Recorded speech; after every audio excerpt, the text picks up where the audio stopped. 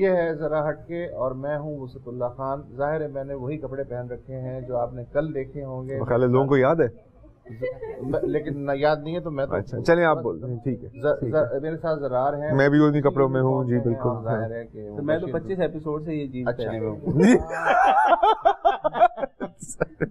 जिनको हमारा चाह रहा था कि प्रोग्राम कल ही खत्म हो जाए, लेकिन जाहिर है कि मेहमान कुछ ऐसे हैं, पांचों के पांचों इतने तेज लोग हैं कि इन्होंने हमें मजबूर कर दिया कि दूसरे दिन भी इनसे गुफ्तगू जारी रख सके। तो इसी तरह ये कंटिन्यूएशन है। कल आपने खालिद अनवर साहब की बातें सुनी, गाने भी सुने, सलमान इलाही साहब की गुफ्तगू सुनी और अली खान तरीन की गुफ्तगू सुनी। आज हम खवातीन से शुरू कर रहे हैं जो कल बिल्कुल चुप बैठी रहीं। फिज़ा हुसैन ये हैं को फाउंडर इंक्लूसिव पाकिस्तान, और इनके जो ज़ाती तारुफ है वो ये है कि ये आरजे हैं रेडियो सबका साथ, जो कि इंटरनेट पे रेडियो है। तो फिज़ा अब आप बताइए अपने बारे में, और आपकी जो ज़िंदगी है उसमें क्या अचीवमेंट्स हैं, कैसे आप आरजे तक पहुंची, आगे कहां तक पहुंचना चाह रही है, ब्ला ब्ला ब्ला ब्ला। सबसे पहले तो अस्सलाम वालेकुम।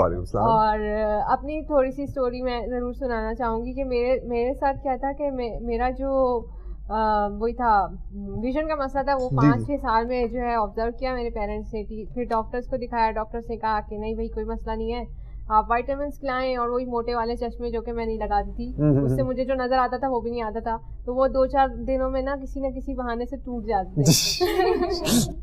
अच्छा, तो ये सिलसिला चलता रहा। अभी सारी एक्टिविटीज घर की होती रही और फ्रेंड्स एक्टिविटीज, गेम वेम सब कुछ होता रहा। हम हर चीज़ को मॉडिफाई करते रहे। जैसे क्रिकेट खेलना है तो हम बॉल को टेपिंग कर देते थे, ब्लू टेप ब्लैक टेप। तो क्रिकेट भी खेल रहे हैं, लिडो खेल रहे हैं तो अच्छा वाला लिडो छक्का ले लिया, ड्रॉप खेल रहे हैं तो वाइट पे वो ब्लैक टू रख ली। सारी जिंदगी मतलब आपने जब तक मुझे नज़र आता था इंडिपेंडेंट लिविंग में सब कुछ मॉडिफाई करके करते रहे। उसके बाद जब 8-9 तक पहुंचा तो पहुंचे, फिर किसी ने सजेस्ट किया कि भाई आप यहाँ जाएं। वैसे तो हम सारी दुनिया नहीं, पूरे पाकिस्तान में तो हम लोग दिखाते रहते थे, तो लोगों ने सजेस्ट किया कि यहाँ जाएं, यहाँ चेकअप कराएं। तो वहाँ जाके चेकअप हुआ तो भाई डायग्नोज हुआ कि भाई आपको ये डिजीज़ है, आरपी रेटिनाइटिस पिगमेंटोसा था।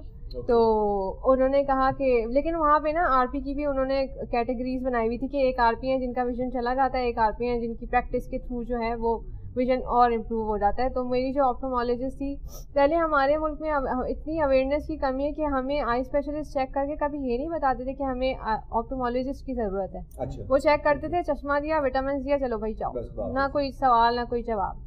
ऐसी 18 साल तक इस तरह मतलब सिलसिला चलता रहा। किसी ने ये नहीं बताया आपको डिजीज़ क्या है, आपका मसला क्या है। तो फिर ऑप्थोमोलॉजिस्ट अपनी जगह पे मुझे कहती थी प्रैक्टिस करो, जितना तुम फोकस करोगी, जितना तुम विजन यूज़ करोगी उतना तुम्हारे लिए अच्छा है। तो वो मुझे वहाँ पे 1-2 सक्सेस स्टोरी थी वो बताती थी, ये लड़की थी ये प्रैक्टिस करती थी, इसके इतना अच्छा हो गया। फिर वहीं पर हमें एक सीनियर डॉक्टर मिली, वो उनने बताया, मेरा केस देखा, आप पूछा क्या करती है, मैंने कहा मैट्रिक के एग्ज़ाम दे रही हूँ। तो गुस्से होने लग गई, जैसे हम कोई गुनाह कर रहे हैं या कुछ गलत ना कर, खत्म करें इनकी पढ़ाई, कोई जरूरत नहीं इनको पढ़ाने की। अच्छा ये डॉक्टर कह रही है, ये डॉक्टर कह रही है। एक्चुअली वो कहना ये चाह रही थी, उनको मिसकम्युनिकेशन उन्होंने की। वो कहना ये चाह रही थी कि अब जो इनका विजन बचा है ना, उसको इस तरह मेहनत करके आंखों को यूज करके जाया मत करो, प्रेशर मत डालो।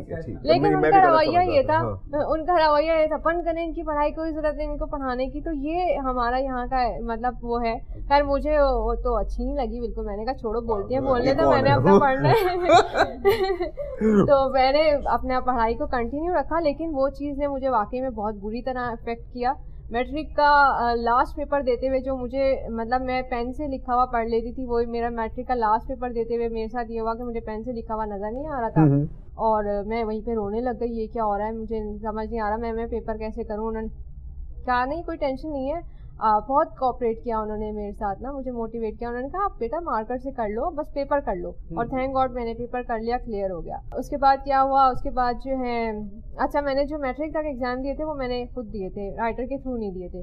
लेकिन उसके बाद मैट्रिक के बाद इस काबिल नहीं रहा था विजन के आप जो है अपनी बेस पे कर सकें एग्ज़ाम ना। तो फिर राइटर के थ्रू FA किया, फिर यूनिवर्सिटी में आए, यूनिवर्सिटी में स्पेशल एजुकेशन में मास्टर्स किया। और यूनिवर्सिटी के दौरान ही ऐसा हो गया था कि एक बंदा होता है ना बिल्कुल आइसोलेटेड हो जाए। वो ऐसा लग रहा था कि ना एक नई दुनिया है, वो एक क्या कहेंगे, वो था दो लोगों, एक नई दुनिया मेरे लिए शुरू हुई थी।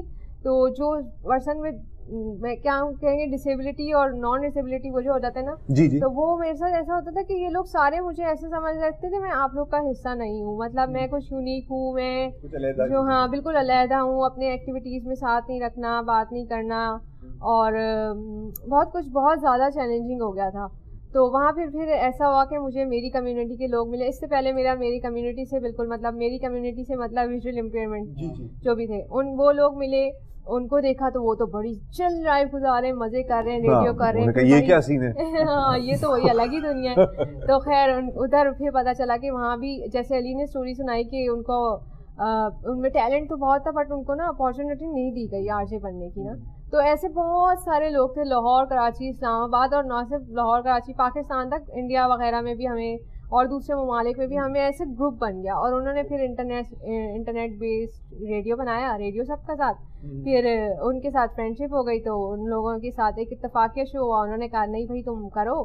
तो ऐसे करते करते मजाक में शो स्टार्ट किया। तो फिर लगा कि यार ये मजाक में किया था लेकिन इसको हम पर्पसफुली यूज़ कर सकते हैं, इसके थ्रू हम लोगों तक अपनी आवाज़ पहुंचा सकते हैं कि भाई हम लोगों को अवेयर कर सकते हैं कि जो भाई आप लोग कहते थे हम नहीं कर सकते, हम क्या क्या कर रहे हैं, अपने बलबूते पे कर रहे हैं, कोई हमें सपोर्ट नहीं कर रहा, कोई आके नहीं कर रहा कि ये ऑन करा रिकॉर्डिंग। अभी एक फिल्म आई है विद्या बालन की, तुम्हारी सल्लो, पता नहीं तुम तक उसकी कहानी पहुंची है नहीं।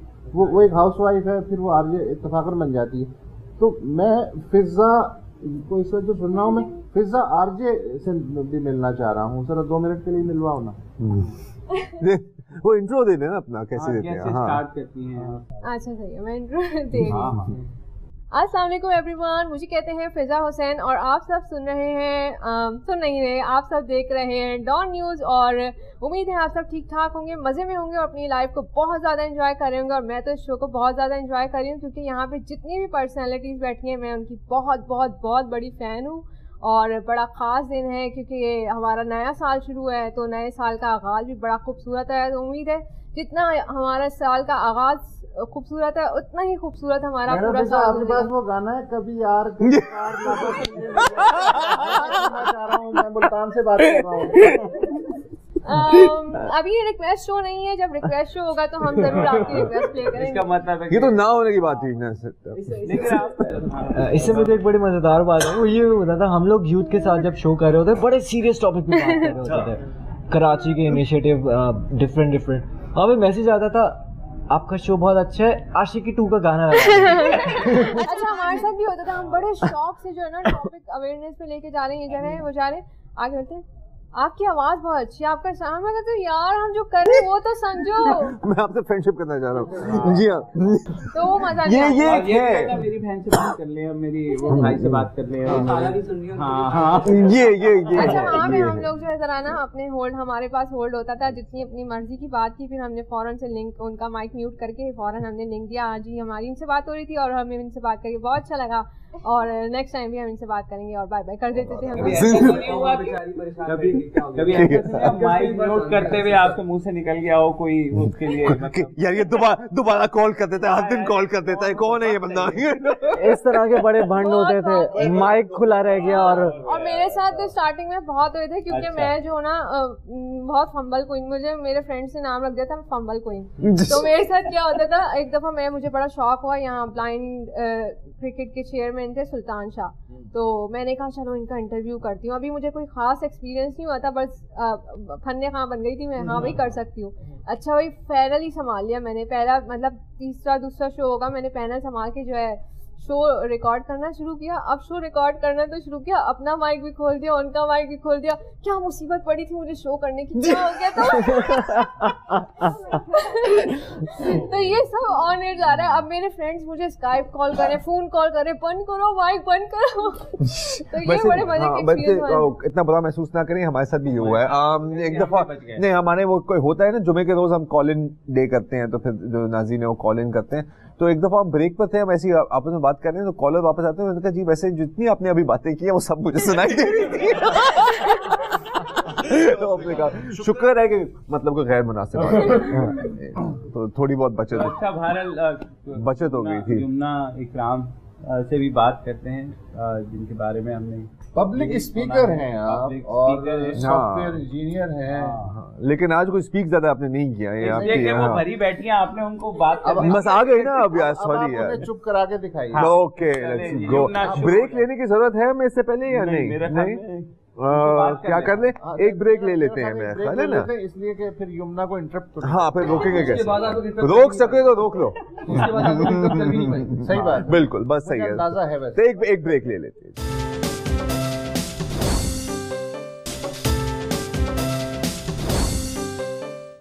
Welcome back. और हम बात करेंगे अब यमुना से, क्योंकि सबकी बातें तो आपने सुन ली हैं, यमुना की बातें भी आए हो उतनी इंटरेस्टिंग होंगी। यमुना स्टार्ट। अच्छा नहीं कुछ सवाल पूछ दो यार। नहीं मैं वही कह रहा हूँ ना, अपनी कहानी सुनाए। आपने सबकी कहानी सुनी, आपको लगा जितने आपके साथ बैठे हुए 4 लोग आपकी कहानी उनसे मुख्तलिफ है? सबकी कहानियाँ मुख्तलिफ होती हैं, तो मतलब थोड़ा डिप्लोमेटिक आंसर ये ज़ाहिर है मेरी भी डिफरेंट है। तो सबसे पहले तो सबको अस्सलाम वालेकुम, और आप लोगों को बहुत बहुत शुक्रिया हम लोग को इनवाइट करने के लिए। और मैं ये कहूँगी कि ये मेरी कहानी नहीं है या मैंने कोई नॉवेल नहीं लिखा जो मैं सुनाने जा रही हूँ। एक्चुअली ये मेरी ज़िंदगी का हिस्सा है जो मैं आप लोगों के साथ बांटने के लिए यहाँ पर आई हूँ। तो मैं आपको शुरू से थोड़ा सा मतलब अपना इंट्रोडक्शन करा दूँ कि मैं इंक्लूसिव पाकिस्तान की भी को फाउंडर हूँ। इसके अलावा मैं पब्लिक स्पीकर भी हूँ और मैं सॉफ्टवेयर इंजीनियरिंग की फील्ड में भी अभी अपनी स्टडीज़ जारी की हुई हैं। मैं 2.5 साल की थी जब मैं अचानक से जो है वो विजुअली इम्पेयर्ड हो गई। रेटिना प्रॉब्लम था मेरे साथ भी। यहाँ पर डॉक्टर्स को काफ़ी दिखाया लेकिन गलत डायग्नोज किया। किसी ने कहा ट्यूमर है, किसी ने कुछ कहा मेरे पेरेंट्स को, और एक दफ़ा तो मतलब ये भी कहा गया कि अपनी बच्ची की जो है ना आप हमें आँखें निकलवाने थे, हमें टेस्ट करना है। तो जी बिल्कुल, उस वक्त एक आई में थोड़ी सी मेरी रोशनी थी और एक में मतलब टोटली ब्लाइंड हो चुकी थी एक से। तो उन्होंने मेरी मदर से कहा कि आप एक काम करें कि ना जिससे इसको आ रहा है ना वो हमें निकलवाने थे, तो हम दूसरी भी ठीक कर देंगे इसकी देखने के बाद ना। तो मम्मा ने कहा मतलब आप तजर्बा करेंगे? जी इसमें भी जो है वो 99% चांस है कि ठीक नहीं होगी, 1% हो सकता है ठीक हो जाए। तो मम्मा ने कहा मतलब मम्मा ने इमेजिन किया कि मेरी बच्ची कैसे लगेगी, तो उन्होंने कहा कि नहीं मैं मतलब है सलामत इसकी आंखें, तो मैं निकलवाने नहीं दूंगी और वो भी तुम्हारे तजर्बे की खातिर। तो फिर हाँ, और उन्होंने क्या जवाब दिया मेरी मम्मा को कि वैसे भी आपकी इनके अलावा 3 बेटियां और 1 बेटा तो है और आंखें निकलवाने दे दें मतलब इसमें क्या हो जाएगा। और मम्मा ने कहा तो मतलब मैं तुम लोग तजर्बे की खातिर। तो उन्होंने ये चीज़ बोली कि मतलब आपकी तो और भी हैं, तो वैसे भी ये होगा थोड़े दिनों बाद, इसको तो कैंसर है या ट्यूमर है, दोनों आंखें बाहर आएंगी और ये मर जाएगी। तो मेरी मम्मा ने कहा कि भाई चलें ठीक है, अगर इसकी ऐसी ज़िंदगी लिखी होगी ना मेरी बच्ची की तो ऐसे ही चली जाएगी। मुझे भले मेरे और बच्चे भी हैं लेकिन मेरी ये बच्ची उन बच्चों की तरह ही है। तो मैं औलाद है या गाड़ी का स्पेयर टायर है? बिल्कुल बिल्कुल सही बात है। उसके बाद जो है वो और जगह दिखाया तो आखिर में सही डायग्नोज किया गया रेटिना स्काइसिस है मुझे। तो ये जो है ये फीमेल में बहुत कम आती है लेकिन मुझ में आई। मेरे ख़ानदान में कोई भी नहीं था, मेरे पेरेंट्स को एक्सपीरियंस भी नहीं था कि यार ये क्या हुआ है। तो उस वक्त फिर मुझे रेफ़र किया गया कि मैं लंदन जाऊँ, तो लंदन या अमेरिका, तो मेरे नाना होते वहाँ, तो मैं लंदन गई। वहाँ पे डायग्नोज किया, उन्होंने कहा कि अगर आप आधा या 1 साल पहले भी ले आते तो शायद जिससे इसको नज़र आता था वही हम बचा लेते, लेकिन अब कुछ नहीं हो सकता क्योंकि हम छेड़ना नहीं चाहते कि आगे भी कहीं इसकी जो है वो ट्रीटमेंट ऐसा ना हो कि हो ही ना सके। तो अब जो है इसको ऐसी ही ज़िंदगी गुजारनी पड़ेगी। ज़ाहिर है मैं छोटी थी, 2.5 साल की थी, तो मुझे तो आइडिया नहीं है कि मेरे पेरेंट्स को क्या स्ट्रगल करनी पड़ी होंगी। तो वो आए और बहुत मतलब मेरी मदर को मेरे फादर सपोर्ट किया करते थे, कभी मेरे फादर को मेरी मदर किया करती थी। इस तरह करके फिर ये हुआ कि उन्होंने मेरा स्कूल में आइडरियो school for the deaf and blind में मेरा एडमिशन करा दिया यहाँ पर। तो उस वक्त 2.5 साल की उम्र मुझे वो ले भी नहीं लेते, कहते कि बहुत छोटी बच्ची है, हम 5 साल से कम की नहीं लेते। मेरे पेरेंट्स से कहा एटलीस्ट को बैठना आ जाएगा, ये सब बहन भाइयों को जाते हुए देखती है, तो कहती नहीं मुझे भी जाना है।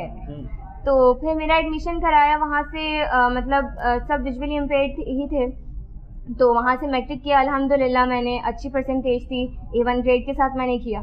उसके बाद जो है मैंने इंटरमीडिएट भी अपने सेंट जोसेफ कॉलेज में एडमिशन लिया। अच्छा मुझे ये था कि यार अब मैंने जो कॉलेज पढ़ना है मैंने ऐसे कॉलेज में पढ़ना है जो सबके लिए है, जाहिर सी बात है।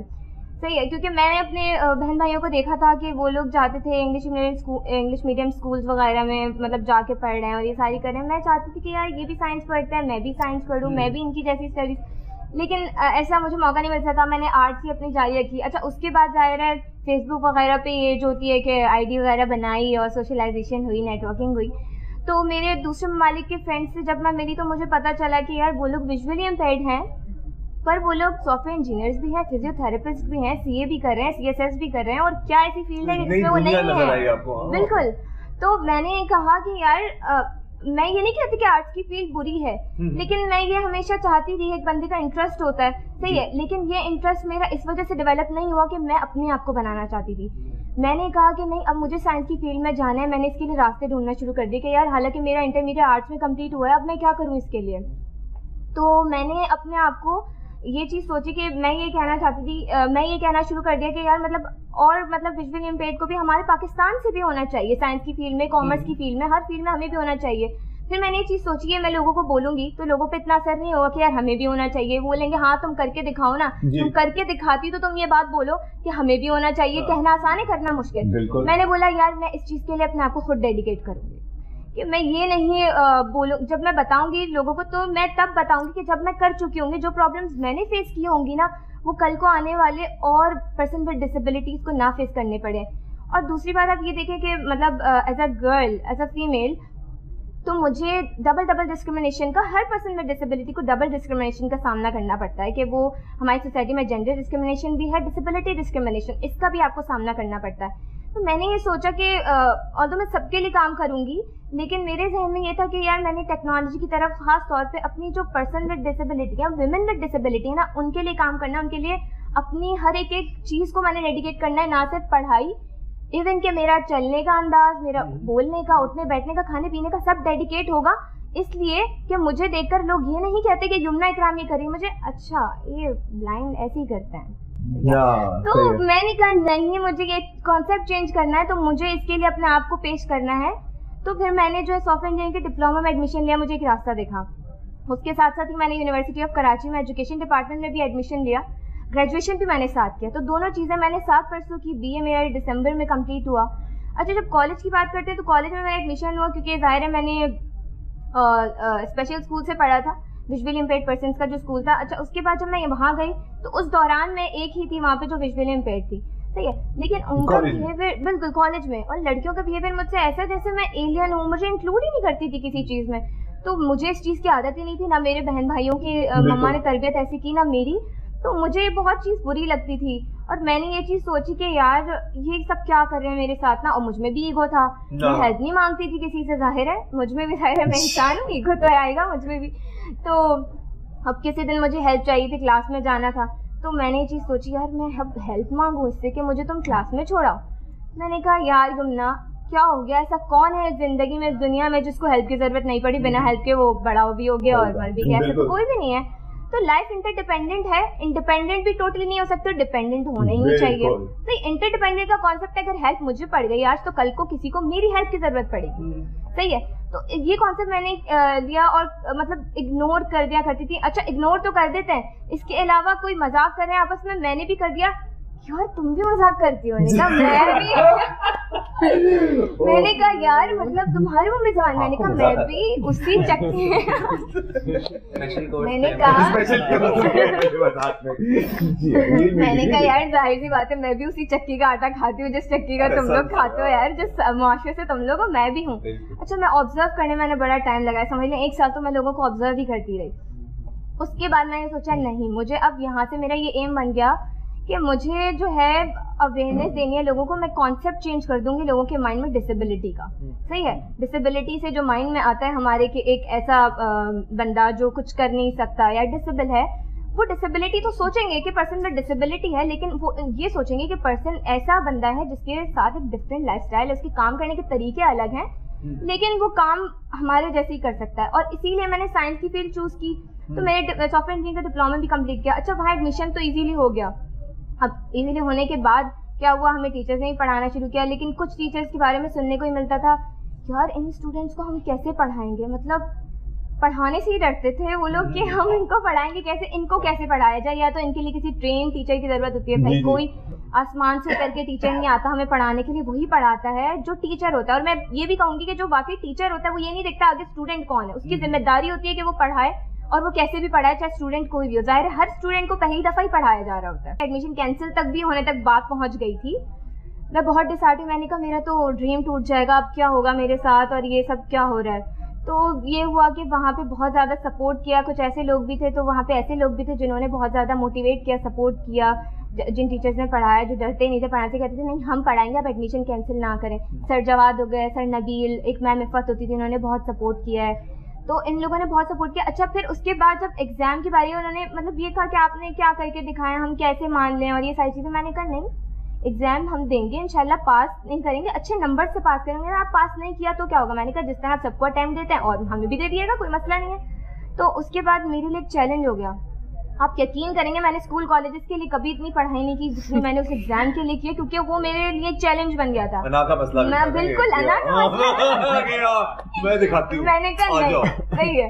मैंने कहा नहीं, और टेंशन भी जाहिर है, एक मतलब ये बात मिल गई ना कि यार आप नहीं कर सकते। मैंने कहा भाई फेल होने का सवाल ही पैदा नहीं होता। उसके बाद जब मैंने तैयारी की, अल्हम्दुलिल्लाह 1.5 हफ्ते में मैंने उस पूरे सेमेस्टर की तैयारी की और मैंने पूरे इंस्टीट्यूट में टॉप किया। और मैंने मतलब ये चीज़ प्रूव कर दी। और सबसे ज़्यादा पेनफुल ये चीज़ होती है कि भाई आप प्रूव करके दिखाओ आपने किया क्या। आप और स्टूडेंट से तो पूछ नहीं रहे आपने क्या किया, हम देख रहे होते हैं किस तरह एग्जाम दे रहे हैं या किस तरह पढ़ रहे हैं, किस तरह प्रोजेक्ट्स हो रहे हैं। हम पूरी मेहनत करके पढ़ रहे हैं और हर मेहनत आपको दिखाते रहें कि यार हम इस तरह कर रहे हैं, इस तरह कर रहे हैं। हर चीज़ पे आपको प्रूफ चाहिए हमसे। अल्हम्दुलिल्लाह फिर उसके बाद जावा लैंग्वेज, जो भी सॉफ्टवेयर इंजीनियरिंग जानते हैं, प्रोग्रामिंग जानते हैं, उनको पता होगा कितना मुश्किल है। और जावा का प्रोजेक्ट मेरे साथ एक और होते हैं अदील अहमद, वो भी विजुअली इम्पेयर्ड है। हम दोनों साथ ही एडमिशन लिया था और साइंस की फील्ड में आने का भी साथ ही आगाज़ किया। तो उन्होंने और मैंने मिलकर जावा का प्रोजेक्ट बनाई, इवेंट मैनेजमेंट सिस्टम। और सब मतलब हैरान थे, वही लोग जो कभी डरते थे पढ़ाने से और प्रूफ मांगते। आज वही इंस्टीट्यूट हमारी अल्हम्दुलिल्लाह एग्जाम्पल्स देता है। 82 मार्क्स हमारे आए थे, हमने अकेले बनाया था प्रोजेक्ट।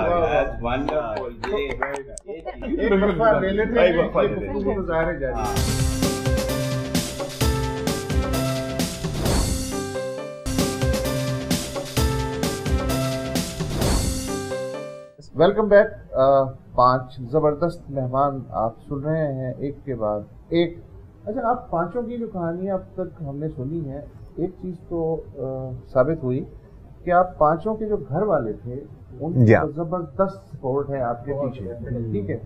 और ये मेरा ख्याल है कि ये खुदा की बहुत बड़ी नेमत है, ऐसा बहुत कम होता है हमारे जैसे माशरों में, तो ये खुशकिस्मती की बात है। अब जो आप लोगों की उम्र है, जाहिर है कि आपका एक कैरियर बन रहा है, फिर जो वालिदैन हैं, बहन भाई हैं, उन्हें शादी नातों वातों की भी फिक्र होती है। तो ये जो मरहला है इसमें किस तरह हो रहा है, क्या हो रहा है? I am married sir.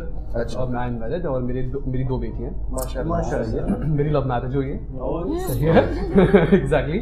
और मैं आपको बड़ी मज़ेदार बात बताऊँ कि जब मैं यानी कि मैंने डिसाइड किया और क्योंकि उसने मुझे प्रपोज किया था, मेरी वाइफ ने मुझे प्रपोज किया था। वाह वाह। पर फेमिनिस्ट थ्योरी भी तो पढ़ता है भाई। हाँ, ऐसी क्या बात है यार। हाँ, तब से ही और नहीं तो क्या। एनीवे, ये बाद में बातें करेंगे। हाँ। और जब उन्हें मुझे प्रपोज किया तो सबसे पहले मैंने कुछ प्लान्स बनाए। मैंने कहा सबसे पहले तो जिसको जरा से इनडायरेक्टली और डायरेक्टली जज करूँ कि she can live with me और नॉट। सही। तो मैंने इसमें क्या किया कि इसको मैंने बहाने से कभी शॉपिंग पे लेके गया, कभी रेस्टोरेंट पे लेके गया, कभी इसको पार्क लेके गया। हालांकि बहाने से ले जाने की जरूरत नहीं। एग्जैक्टली। लेकिन मसला ये था कि वो इस तरह की थी नहीं कि जो वो कहीं जाए, तो इसलिए मुझे बहाने बनाने पड़े।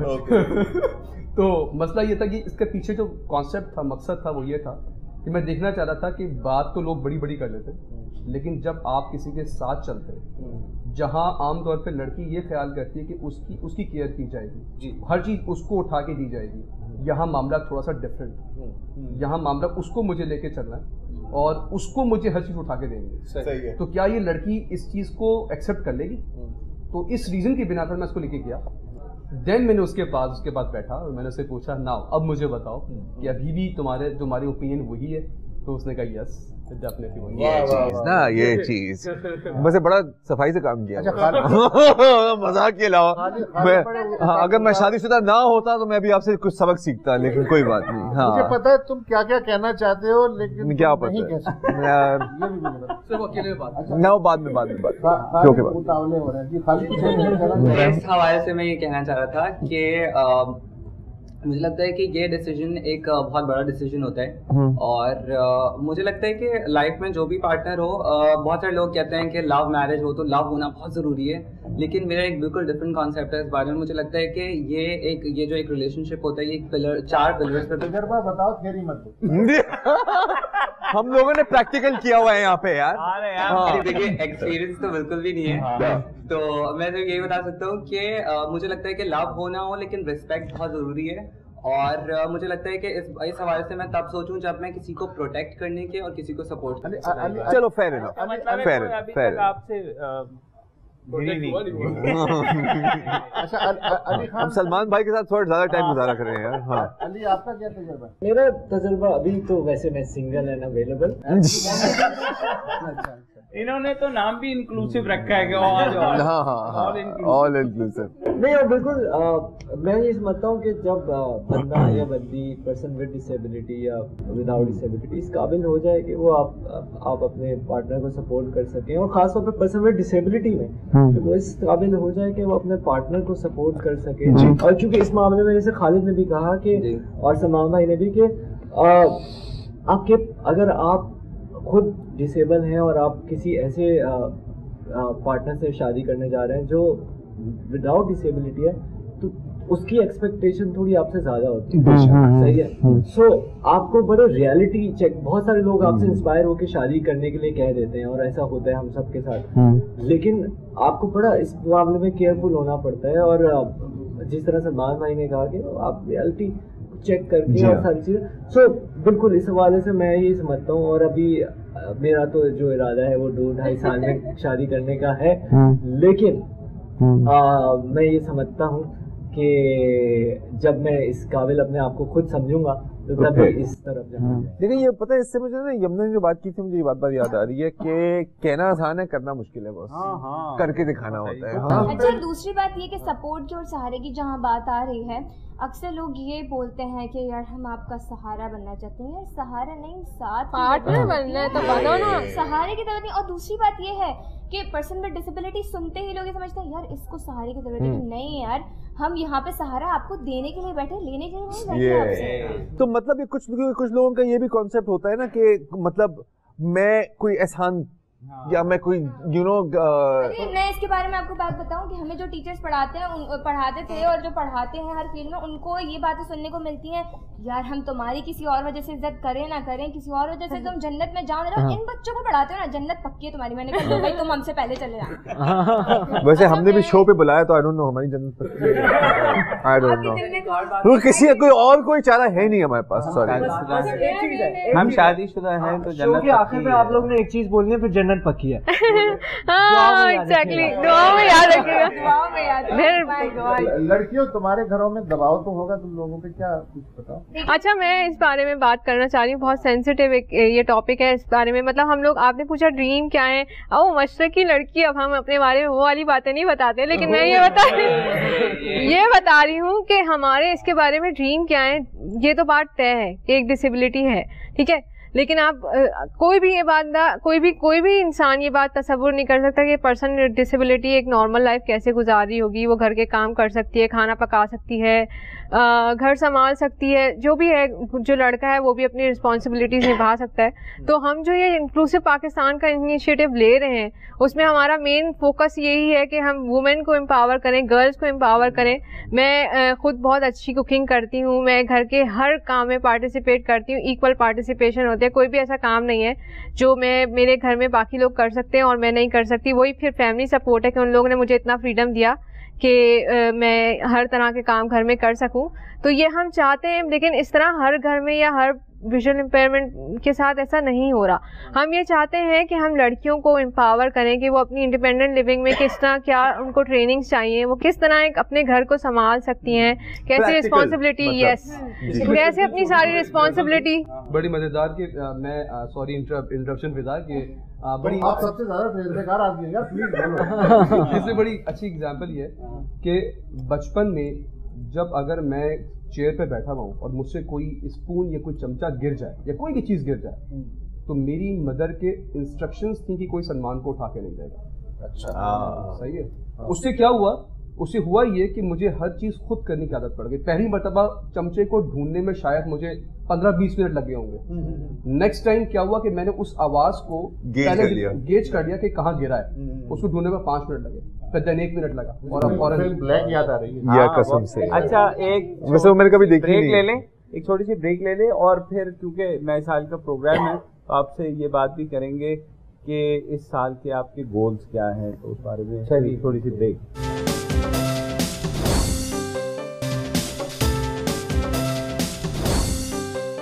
Welcome back. और जनाब यमुना कुछ कहना चाह रही हैं, फरमाइए।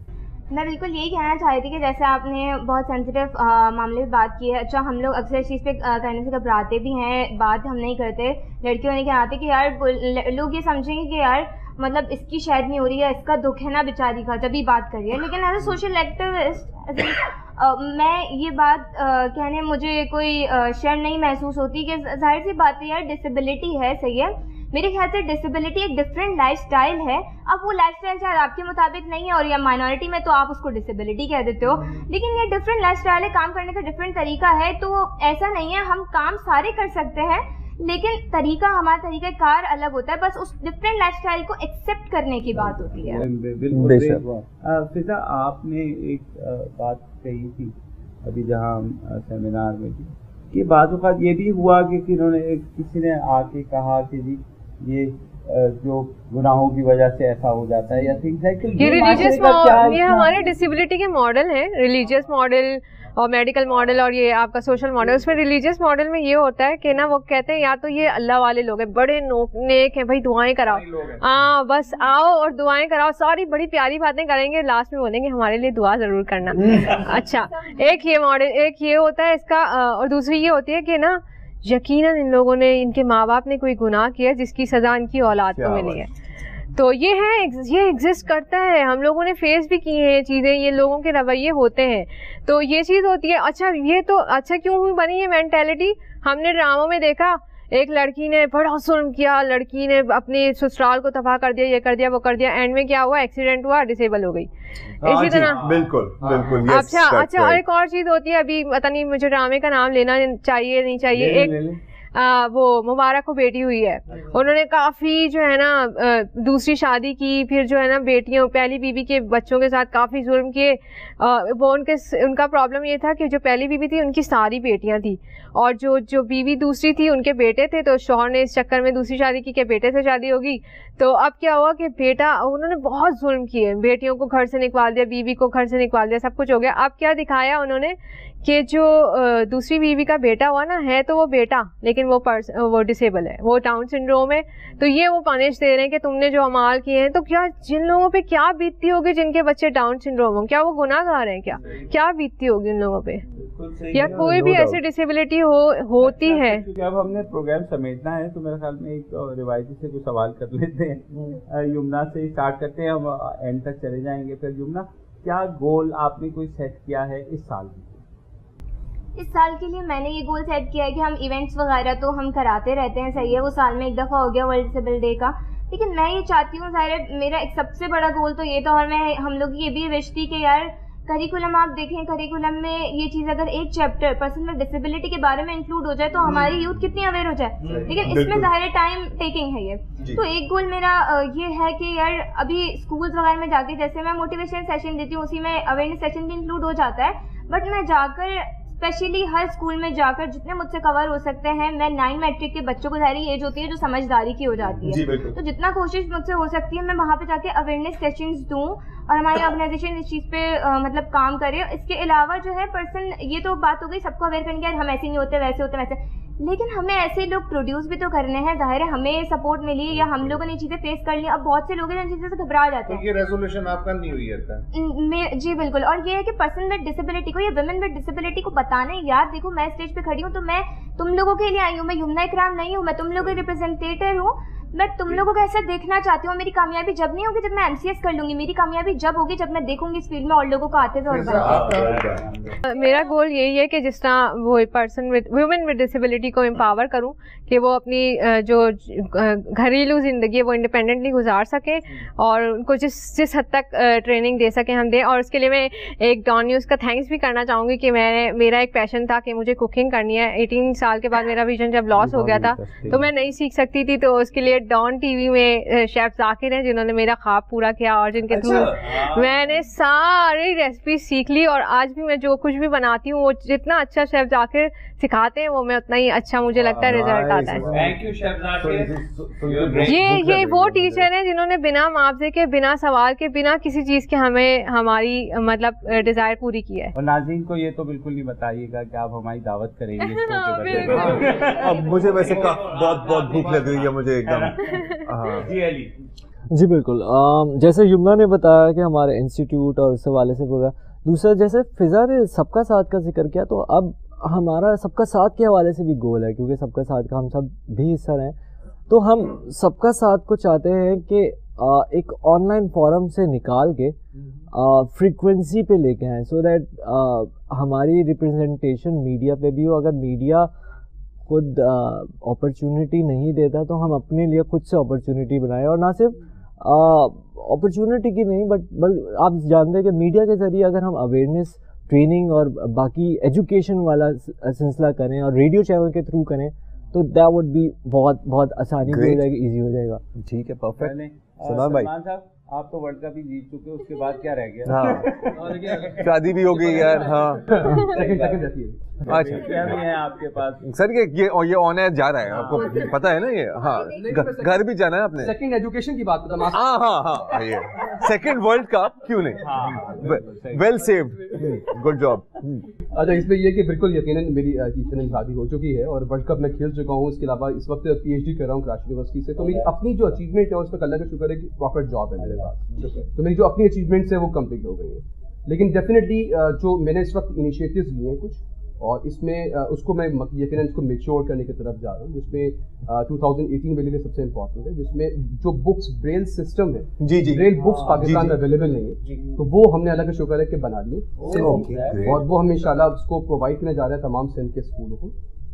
इसके साथ साथ फर्स्ट टाइम मैंने एक इंस्टीट्यूट मैंने डेवलप किया जिसमें यमुना पढ़ा भी रही है, एज अ टीचिंग कर रही है। अच्छा, एग्जैक्टली। और उसमें ये विजुअली इम्पेयर्ड पर्सन्स को फर्स्ट टाइम हम Excel, Word, power point, emailing और तमाम जो वेब डेवलपिंग है इसमें हम इनको स्पेशलिस्ट बनाएंगे, मास्टर बनाएंगे। इसका कोर्स स्टार्ट हो चुका है, फर्स्ट बैच स्टार्ट हो चुका है और जो है सेकंड बैच इंशाल्लाह नेक्स्ट वीक से स्टार्ट हो रहा है। तो ये भी अल्लाह का शुक्र है कि इसको हम मैच्योर करने की तरफ जा रहे हैं। ऑडियो लाइब्रेरी मैंने अपने कॉन्सेप्ट लेकर आए कि हम इसमें तमाम बुक्स रिकॉर्ड करके देन उनको वेबसाइट पे भी ये रखा जाए ताकि वो लोग तमाम विजुअली इम्पेयर्ड माध्यम के प्ले कर सके, डाउनलोड कर सके, और या उनको CDs में भी बच्चों को प्रोवाइड कर सके।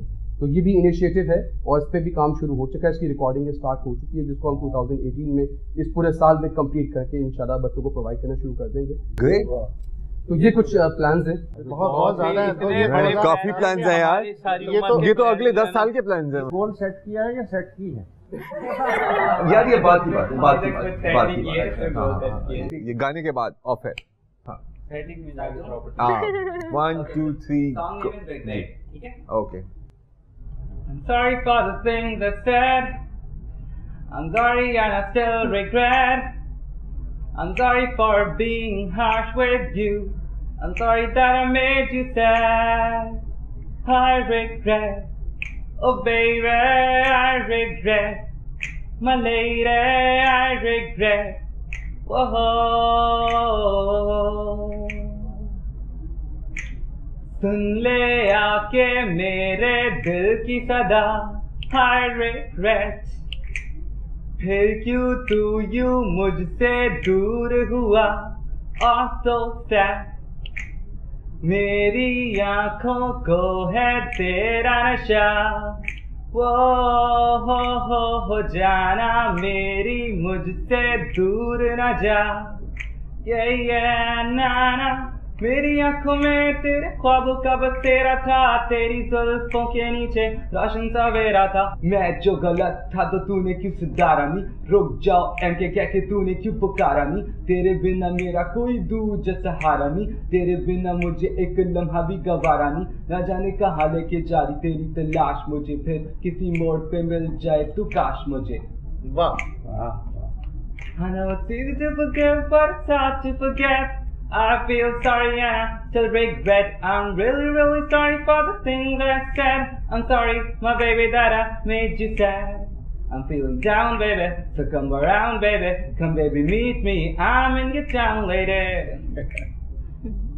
जिसको रुलाया नहीं कभी किसी ने, उसको रुला दिया एक महजबी ने, तुझे याद करके मैं रात भर रोता हूँ, तेरे बिना मैं भी अब चैन से ना सोता हूँ, इतना मैं रोया कि मेरे आंसू भी सूख गए, जैसे ये भी तेरी तरह मुझसे रूठ गए, पिछले पुराने सभी याद भी अब छूट गए, मेरे शबो रोज तेरे ख्यालों में डूब गए, मैं डूबने लगा हूँ, मुझे आके बचाओ ना, पहले की तरह मुझे फिर से सताओ ना, मेरे आंसू रुक गए हैं, आके रुला दो मेरी गलतियों की जाना, मुझे कोई तो सजा दो, मेरे दिल में है मल्ला, तेरी आंखों में सवाल है, तुझसे बिछड़ के जाना मेरा बुरा हाल है, अपनी सारी गलतियों पर बेहद मैं शर्मिंदा हूँ, वरना तुम्हें पता ही है कि मैं कैसा बंदा हूँ।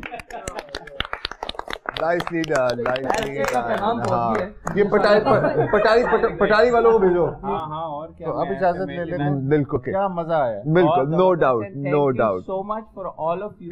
ये हमारा पहला 2-parter था। जो है कभी भी इतना मजा नहीं आया प्रोग्राम में, frankly, and we feel very inspired and I hope कि हमारे जो देखने वाले वो भी इस चीज़ से बहुत इंस्पिरेशन लेंगे और समझेंगे कि माशरे में सब लोगों को जैसे आपने कहा इक्वल अपॉर्चुनिटी होनी चाहिए। It's an honor for us. Thank you for inviting us. The honor is all ours. Allah Hafiz. अस्सलाम वालेकुम। अगर आपको हमारे शो पसंद आया है तो प्लीज़ हमारे YouTube चैनल को सब्सक्राइब करें और अगर मुनासिब समझे तो इस वीडियो को लाइक भी कर लें, तो कोई हर्ज नहीं है, और शेयर भी कर लें और कमेंट भी कर दें, वरना वो सब ऐसे ही लिखते रहेंगे। और ये जो दोनों कह रहे हैं ये कर लें जी प्लीज़, नहीं तो हमें भी घर जाना है, मैं आपके कंप्यूटर में नहीं रहना 24 घंटे। सही बात।